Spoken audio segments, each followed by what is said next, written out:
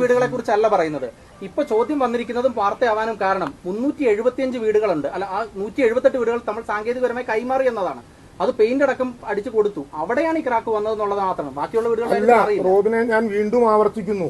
ആ സംഭവം നിങ്ങളിപ്പോ പറഞ്ഞുണ്ടാക്കുന്നത് അവർക്ക് കൈമാറി എന്ന് പറഞ്ഞാൽ അവർക്കുള്ള വാടക കൊടുക്കാൻ പറ്റില്ല. കൈമാറി എന്ന് പറഞ്ഞാൽ അവർക്ക് ദിനവത്ത കൊടുക്കാൻ പറ്റില്ല.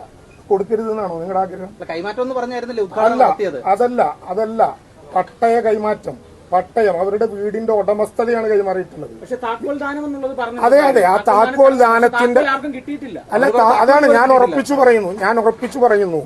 ഈ സാധനത്തിന്റെ സാങ്കേതിക കൈമാറ്റം നടന്നെങ്കിലും അവർക്ക് വീട്ടിൽ താമസിക്കാവുന്ന വിധത്തിലേക്ക് ഇത് കൈമാറുമ്പോൾ ഇത്തരം വിശേഷങ്ങളൊന്നും ഉണ്ടാകില്ലെന്ന് മാത്രമല്ല, അവിടെ അതുമായി ബന്ധപ്പെട്ട് തുടർന്നൊരു പ്രശ്നം ഉണ്ടായാലോ ULCC അതിന് ഉത്തരവാദിത്തമാണ്. മിനിസ്റ്റർ, ഒരു കാര്യം കൂടി ഉണ്ട്. ഇപ്പൊ വാർത്തയായി വന്നിട്ടില്ല. ഇപ്പൊ ഞങ്ങൾ അവിടെ ദുരന്തബാധിതർ ഞങ്ങളെ കാണിച്ചു തന്നാണ്. അവരുടെ 87ാമത്തെ നമ്പർ വീട്ടിൽ അവിടെ സ്ക്രൂ ചെയ്തിരിക്കുകയാണ് അടിയിൽ മേൽക്കൂര മുഴുവൻ.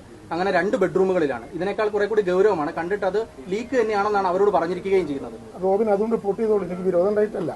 അവരവിടെ താമസിച്ചു തുടങ്ങുമ്പോൾ ഒരു തുടർ നടപടികളും ആ വിധത്തിലുണ്ടാകില്ല എന്നുള്ളത് സർക്കാരിന്റെ ഗ്യാരണ്ടിയാണ്. അതുണ്ടായാൽ ULCC സമാധാനം. മറ്റൊരു വിഷയം, ഉദ്ഘാടന വേളയിൽ മിനിസ്റ്റർ അടക്കം തന്നെ പറഞ്ഞത്, അതായത് വയനാട് ജില്ലയിൽ മഴക്കാലത്ത് ആദ്യ തുള്ളി മഴ വീഴും മുമ്പ് അവസാനത്തെ ദുരന്തബാധിതനും വീട് കൈമാറും എന്നുള്ളതാണ്. പക്ഷേ ഈ മഴക്കാലം എത്തുന്നതിന് മുമ്പ് 178 വീടുകൾ മാത്രമേ കൈമാറാൻ വാസയോഗ്യമാകുന്നുള്ളൂ. എന്താണ് അതിനെക്കുറിച്ച്?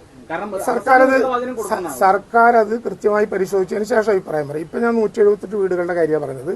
നേരത്തെ നമ്മൾ ആ കാര്യത്തിൽ ഉറച്ച അഭിപ്രായം പറയുന്നത് ULCCയുമായി ബന്ധപ്പെട്ട ഒരു കോൺട്രാക്ടിന്റെ കൂടി അടിസ്ഥാനത്തിലാണ്. ഇപ്പൊ ഞങ്ങൾക്ക് അങ്ങനെ ഉദ്യോഗസ്ഥന്മാരെ വെച്ചൊരു യോഗം നടത്താൻ സാധ്യമാകില്ല. കോഡ് ഓഫ് കോൺടാക്ട് നിലനിൽക്കുന്നതുകൊണ്ട് കഴിഞ്ഞാൽ ഉടനെ യോഗം നടത്തിയ കാര്യം. ഒക്ടോബർ വരെയല്ലേ ഈ കോൺട്രാക്ട് ഉള്ളത്? ഇപ്പൊ 375 വീടുകൾ 410 വീടുകൾ അതിനകം തീർക്കാൻ കഴിയുമോ ശരിക്കും ഒക്ടോബറിനകം? അല്ല, ഞാനിപ്പോ ഇങ്ങനെ ചോദ്യത്തിന് എന്താ മറുപടി പറയേണ്ടത്? ഒരു ധാരണ ഉണ്ടാക്കിയ കോൺട്രാക്ട് നടപ്പിലാക്കിയില്ലെങ്കിൽ എന്തായിരിക്കും അതിന്റെ അനന്തരഫലം? അത് ബന്ധപ്പെട്ടവരെ അനുഭവിക്കും. അതുകൊണ്ട് അവർ തീർക്കും എന്ന പ്രതീക്ഷയാണ് ഞങ്ങൾക്ക്.